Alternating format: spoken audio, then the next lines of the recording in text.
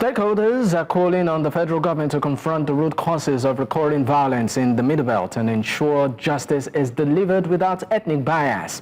Speaking at New Central Town Hall meeting in Jos, Plateau State, voices from across the region, community leaders, conflict victims, security agencies, and civil society groups gathered under the theme One Middle Belt, One Voice, from conflict to action and justice. Residents in Plateau State are demanding urgent reforms, accusing Nigeria's security agencies of failing in their core duty to protect lives. Among the demands, a nationwide ban on open grazing, a clear legal distinction between indigenes and settlers, and even a return to the 1963 Constitution. For many, the message is clear.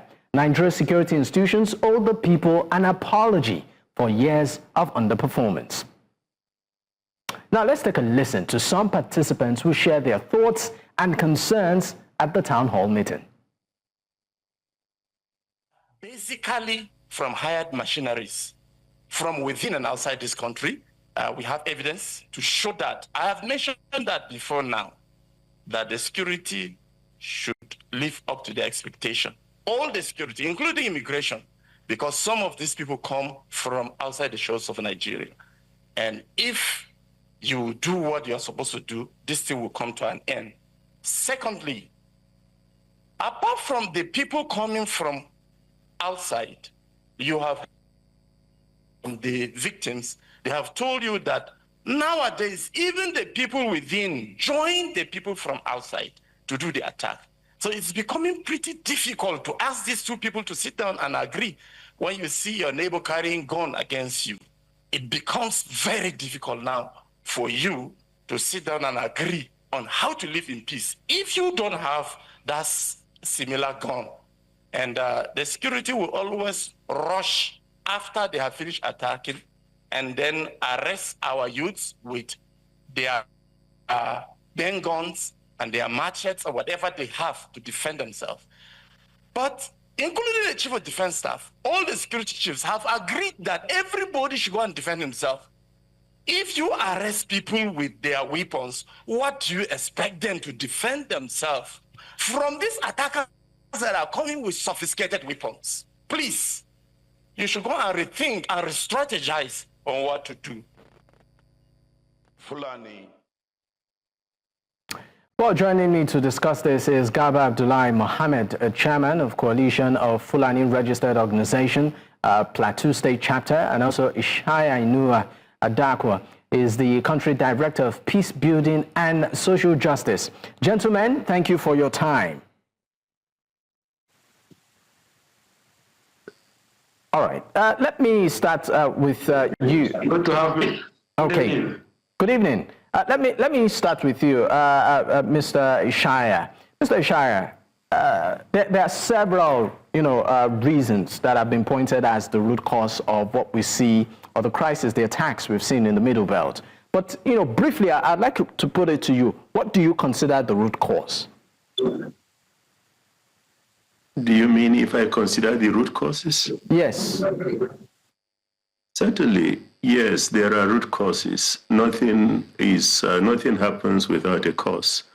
And I can tell you authoritatively that in the past over 2 decades, we've been on ground, we've done research, we are still researching. There is no flashpoint in this country that we've not been researching to understand the root causes, right from historical antecedents to modern day reality. We have looked at different things. And so we are using evidence-based research to address the root causes of these problems so that we are not chasing after leaves and branches, but dealing with it from the root. And later on in the course of this conversation, if time permits us, I will be able to tell you why it has been difficult or what is fueling the root causes of these challenges. I don't know if I'm responding correctly to your question. Okay, maybe I'll come back to you on that, because we really wanted to know some of those things you have discovered in the course of your research as part of the reasons why we have this attacks and this crisis in the Middle Belt, coming up persistently. But let me leave you for a moment, sir, and go to Garba Abdullahi-Muhammad. Is the chairman of Coalition of Fulani Registered Organizations, Plateau State Chapter. It's great to have you, Garba. Yesterday on this particular program, we had people talk on this matter, and I also asked them the same question. What do you consider the root cause of many of these attacks that we have seen across the Middle Belt? Just for the purpose of clarity, these guests are residents and of these regions, and many of them pointed to the fact that it is an expansionist agenda. They bordered it around tribal expansion, particularly accusing the Fulani, in this, being complicit. I mean, you are the chairman of Coalition of Fulani Registered Organizations. How do you react when they keep pointing to the Fulani as being, the major reason for many of these attacks?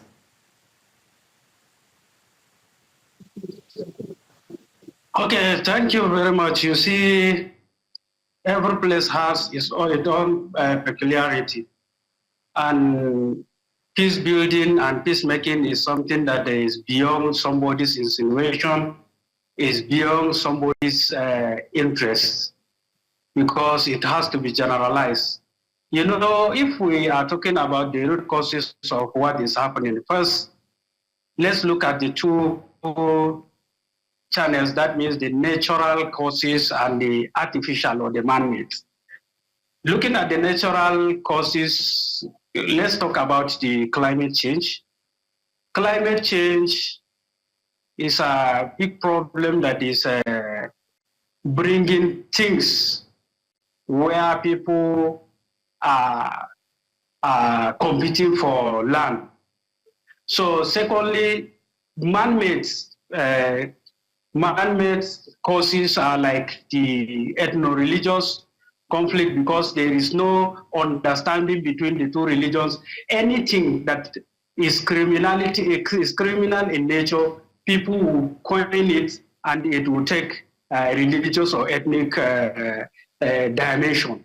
So you see these things, they are accusing Fulani of doing all these things.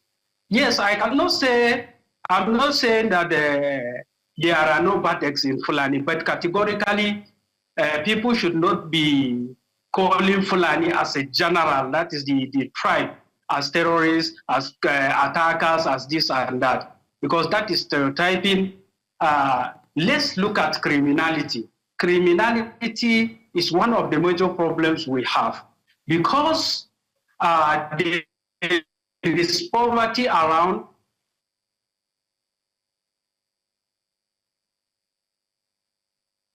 Garba Abdullahi-Muhammad, are you okay? Please continue. We lost you for a moment. Okay, I understand that we are having a bit of connectivity issues with you, Mr. Garba. But once we're able to get you back and we're clear, we'll definitely bring you on. Let me come back to you, Mr. Ishaya. Mr. Ishaya, I'm going to put the question back to you. Based on your research, you said that you've gathered, fact-based reasons over the years. What have you found out? Okay, so thank you. First, I think after this interview, I'm going to forward to you a PDF document. It's titled Genocide Going On in Nigeria and Its Implication for the International Community. It's a book that is well researched, well documented, of atrocities across Nigeria, and you'll find the Middle Belt fascinating, the reports of atrocities in the Middle Belt very fascinating. Now, having said that, I will also tell you that there are things I have come to consider as myth, having been leading the Peace Dialogue, International Organization for Peace Building and Social Justice, an advocate to end the killings in Nigeria, and we've been doing this for years. I will tell you there are things that I am coming to see as a myth. One is when we talk of competition over land, water, and grazing routes, and people talk about clashes between farmers and pastoralists, or ecological stress and southward pastoral migration, which Garba has alluded to. We can even talk of population growth and land use change, or weak dispute resolution and governance gaps. We can also add legal policy frictions over grazing, which is calling for ban of grazing, open grazing. People are saying it's also exacerbating the realities around those regions that is adding or fueling to the crisis. All of these things that I have mentioned, I will term them as myth. It's not as if they don't exist, but it's just a fractional. There is no human problem that does not have solution. And so for as long as we continue to talk about these things, we are just dealing with leaves. We are not going to the roots, and I will address that in a minute. I have argued elsewhere, even outside this country, to say when we say ecological stress and southward pastoral migration, which talks about desertification and more erratic rainfall that is reducing and thereby forcing pastoralists to look for water in the far north. And that is pushing headers, south into denser farmed areas of the Middle Belt. I will argue that we are delving into what is called global warming realities. And global warming is a global phenomenon all over the world.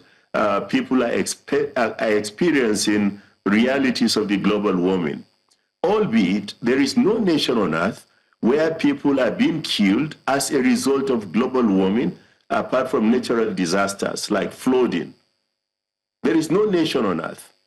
And I have argued to say that, and this is why we must take this matter seriously, there is no nation on earth that people are dying without being accounted for like Nigeria. And anybody who wants to stand in disputation concerning this, we can argue with the data, because data don't lie. We have to take that. Now, I consider them as myth because we've been talking about these things for years without solving the problems. Now, what are the realities? We need to see that there is a strong connection, there is a strong nexus between minerals and conflicts. And you go and check wherever you see crisis, whether it is in the Middle Belt or it's in the Northwest or it's in the Northeast, wherever, you will find out that it's a contention between what a mineral deposit, solid mineral deposit in that region, and people who are trying to displace the original settlers in order to take those, to gain advantage over those deposits there. So there is a strong nexus. Let's not shy away from that. And then sometimes media reportage is biased. It is about who gets covered, how they are covered, and with what data they are covered. This is also a reality that we must face.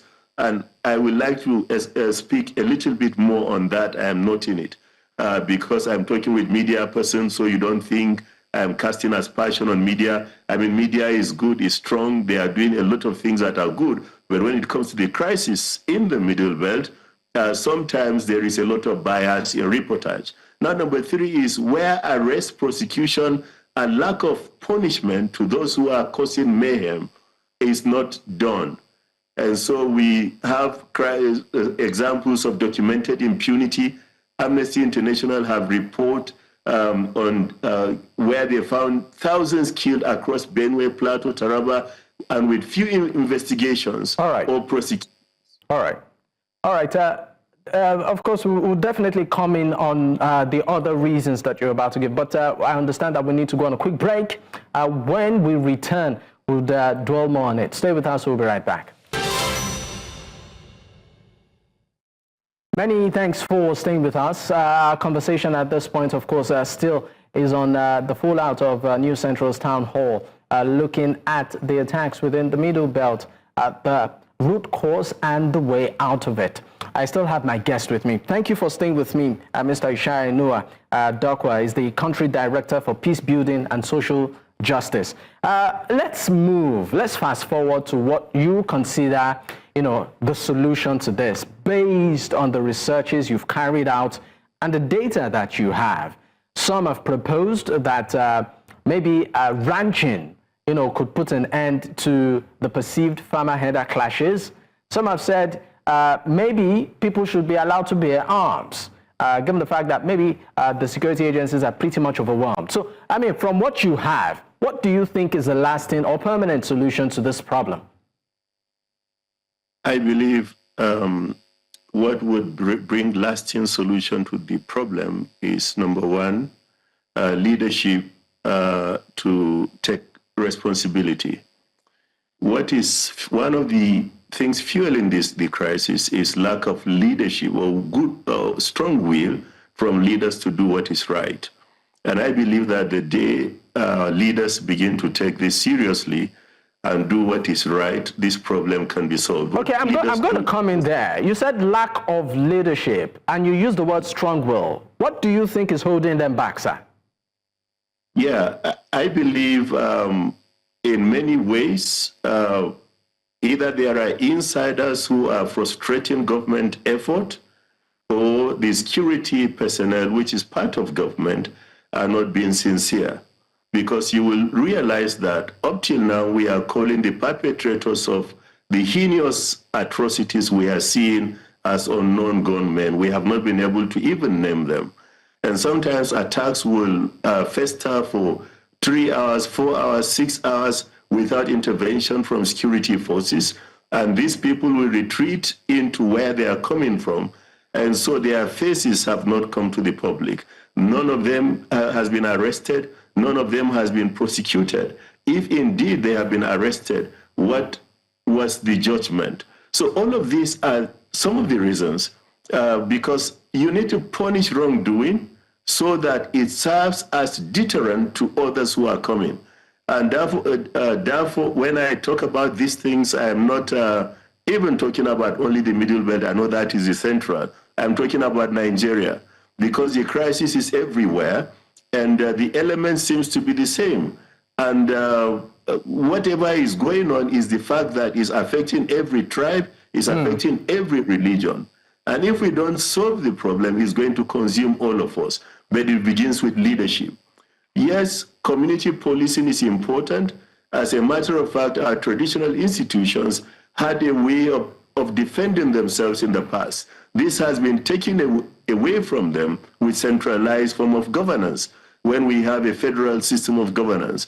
And now they are being killed, and the federating unit is not coming to their defense. All right. And so we are supposed to ask the question, what then is the function of government if they cannot protect the people that they are leading? All right. So the culprit is honestly leadership, and we can't overflow that matter. Okay, let me bring back Garba Abdullahi-Muhammad to the conversation. You were trying to establish a point before we lost you. But I would like you to also speak on the, will I call it the notion of settlers and indigenes. That seems to be part of the core of some of these crises that we have seen, where some individuals will say, you know what, we are settlers or we are indigenes. Some will say, our forefathers settled here. Some will say they were given birth to. And that seems to be cause some sort of friction in some of these areas. I would like you to put clarity to that. What exactly constitutes, a settler and an indigene, for instance?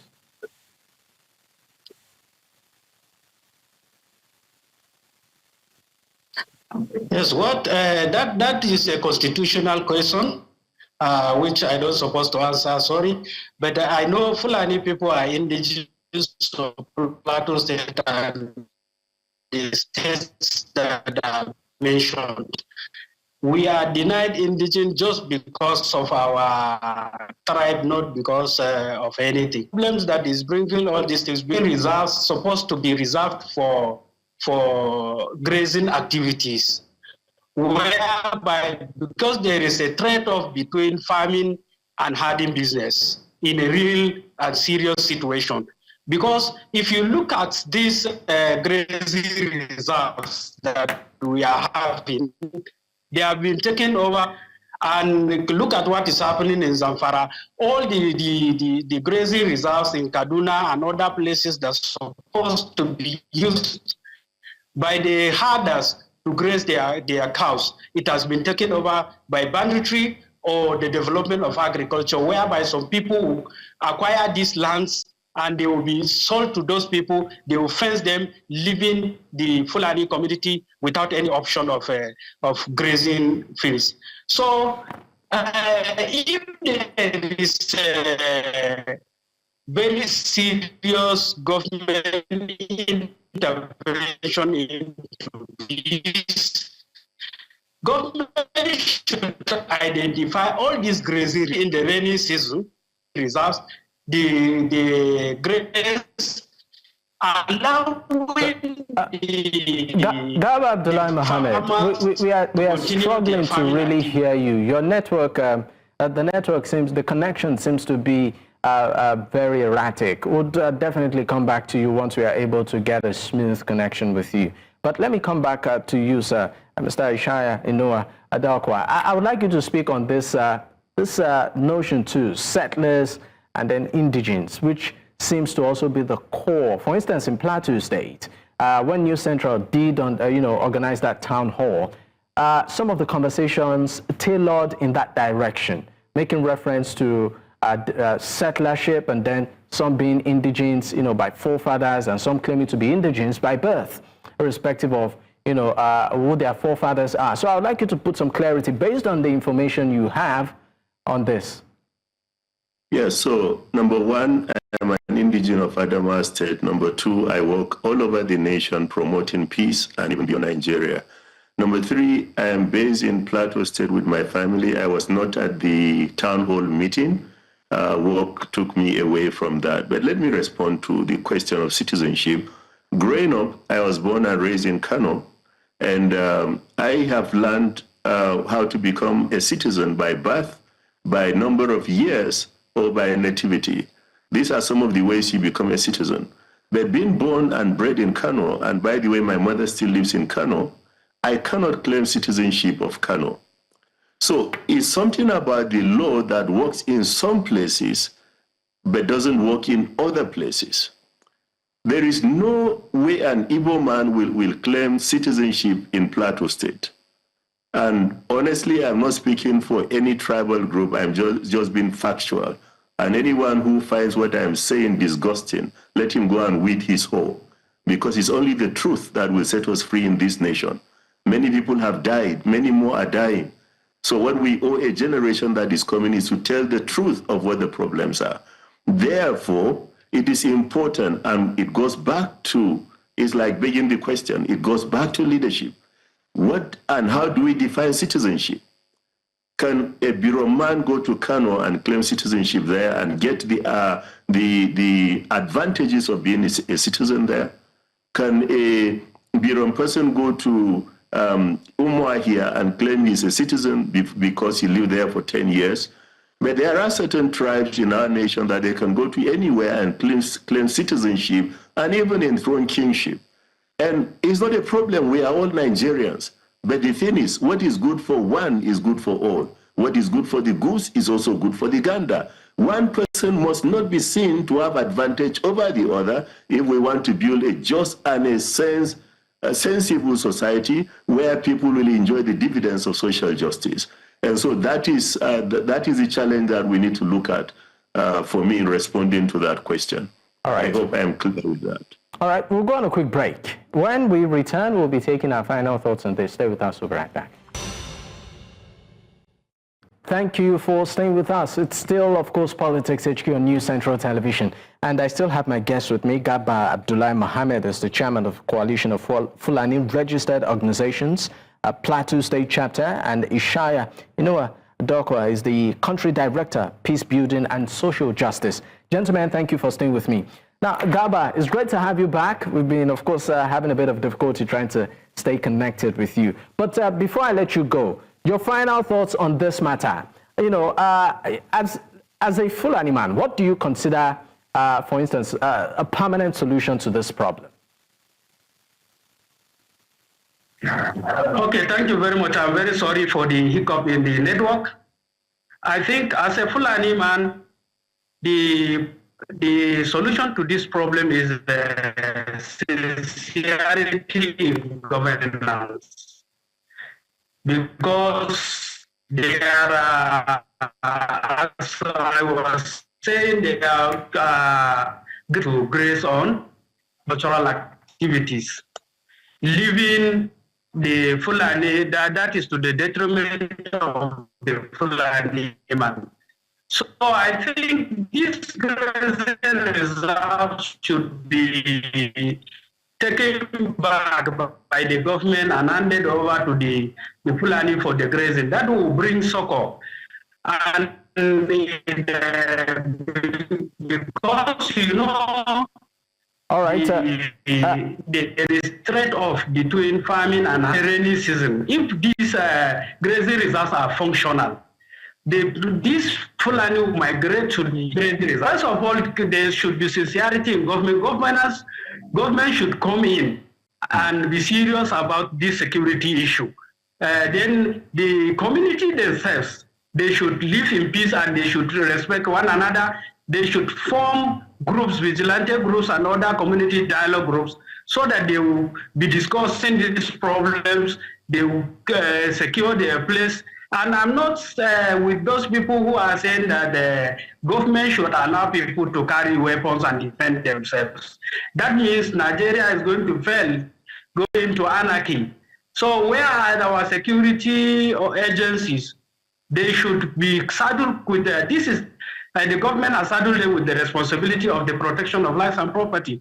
So I'm not with that that everybody should defend himself. All right. Let the government stand up to her responsibility. All right. Thank you so much. It's been a pleasure. Thank you so much, Garba Abdullahi-Muhammad. We would have loved to, of course, continue with this conversation, but this is what time will permit. Hopefully, we'll get to bring you back and have more in-depth, insights into this. I'd like to say a big thank you to my guest. Garba Abdullahi-Muhammad is the chairman of the Coalition of Fulani Registered Organizations, Plateau State Chapter, and also Ishaya Inuwa-Durkwa is the country director, Peace Building and Social Justice. It's been a pleasure once again, gentlemen. Thank you for your time.